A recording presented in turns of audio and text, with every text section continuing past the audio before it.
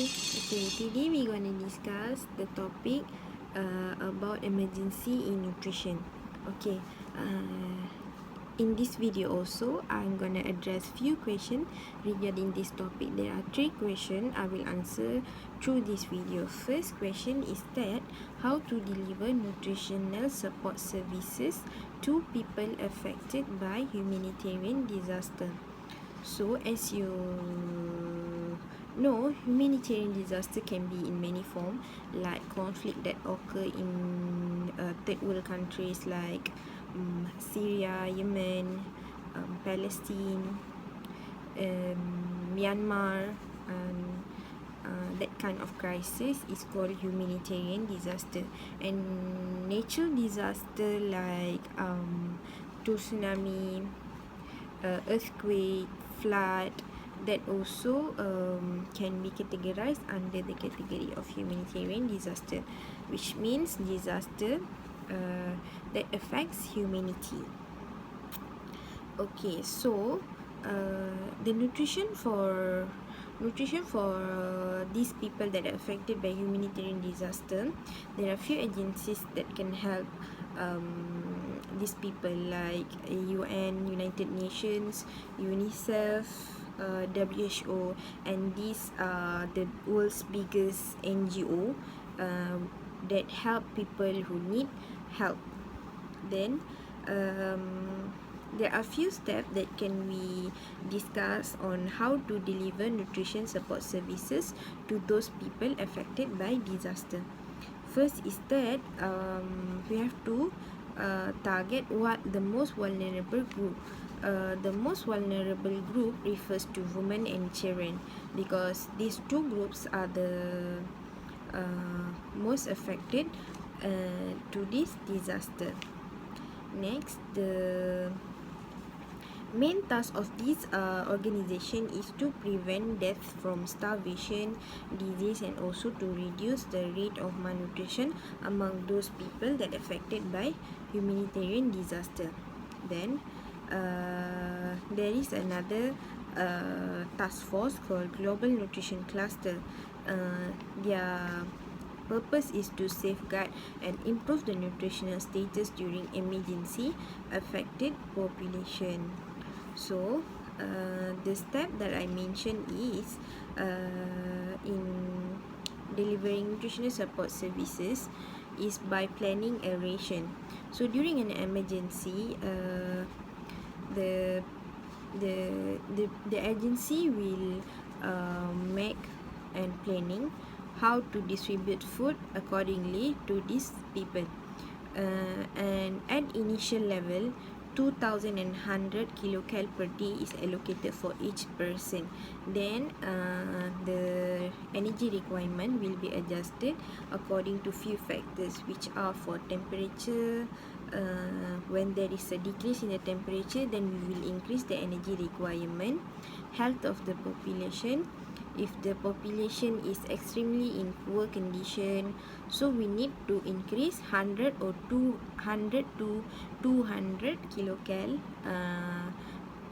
energy for these people. Then demographic characteristic, we need to adjust according to their demographic characteristic. Next is their activity level, because some people may have active activity such as those building back their old house that involve in heavy labor, so they may require extra energy requirement, so they need to increase their energy requirement. Okay, and then choosing commodities, choosing food for them, is that we have to address the protein and fat requirement, and also their micronutrient requirement, because micronutrient requirement is important, because if the micronutrient is not fulfilled, is not met, that this can lead to micronutrient deficiency condition to these affected people. Okay, then so the planning of the ration the main purpose is to support infant and young children feeding, and it is used to for management of acute malnutrition and micronutrient deficiency. Okay, next we will move on to the second question, which is, what is the best practice in nutrition and food security in emergencies? So the the the the best answer that I think for this question is first we must try to meet the nutritional requirement in emergency situation of these people. First, we must focus into their energy and protein requirement, micronutrient and other specific nutrient requirement, and monitoring the adequacy of food access and intake, so that they will not have malnutrition problem. Next is to prevent, they have to try to prevent protein energy malnutrition. There are 3 forms of protein energy malnutrition, which are marasmus, kwashiorkor, and marasmic kwashiorkor.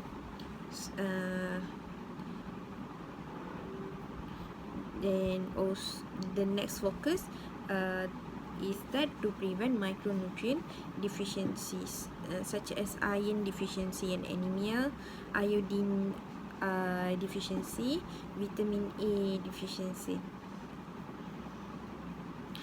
Okay, so what can they do to prevent this deficiency is that provide diet that is diversified, that contain whole food, fresh foods, so that their nutrient requirement can be fulfilled. But in emergency situation, there may be some difficulties in obtaining fresh food and whole food. So what they can do is that increase their daily ration so that many people accessible to their to the food, to the variety of food, and make sure to provide information and increase knowledge of these people. Why do they need to take fresh foods such as fruits and vegetables in their daily intake? Is to prevent micronutrient deficiency and benefits of taking them. Benefits of taking fruit and vegetable. Next is to distribute fortified food supplementation if necessary, and then if there is a food basket program, the distributor must diversify the food content in the food basket so that the population can get a variety of whole food in the food basket. For iron deficiency anemia, they can take iron fortified food. For iodine diet, maybe they can take iodized salt or iodized oil so that they can tackle the problem. For vitamin A deficiency, the agency can provide supplement to these affected people. Then we will move on to the last question. How can you improve your practice and help you prepare for the complexity and the reality of working in emergency context? Okay, honestly, I've never thought about this. Involving or getting involved in emergency situation, but recently, Dr. Wafa showed us a movie. We watched a movie titled Rwanda Hotel. It is a movie about a crisis happening in a country. So how do the main lead organizes these affected people in terms of food, nutrition, sanitation, and their safety and shelter.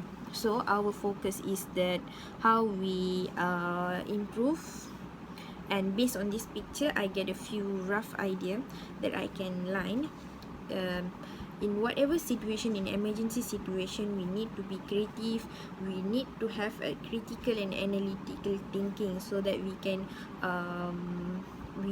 do the best using the most limited resources, such as maybe collecting, maybe using fruits and vegetable that we grow in our own home. So we will not be shortage of food, inshallah. And we need to, of course, increase our knowledge by reading more news and journal article to improve knowledge on current situation or current guide on how to prepare for emergency crisis. Next is to improve trading farming skills so that you can survive in food absent condition. Even if there's no food available in the store, in the supermarket, you can grow your own food, like farming in a small scale, so you and your family can survive with that skill. And next, we must always have to prepare for backup plan,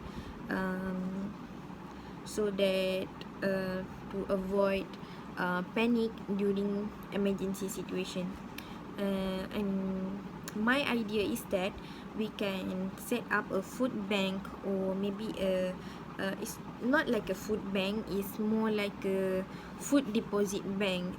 It means that we can store non-perishable item like cereals, wheat product, rice, like that, in that store, that we can use whenever there is an emergency situation. And this food product must be accessible to all people regardless of their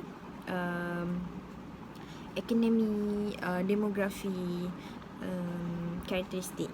Okay, then the government plays a vital role in this. They must monitor early warning indication for any emergency situation, so that the agency, the country, can prepare for the worst, condition, and also avoid any other big problem in future. So that's all for today. That's all we will discuss today. Next time we will meet and discuss new topic. Until then, bye bye.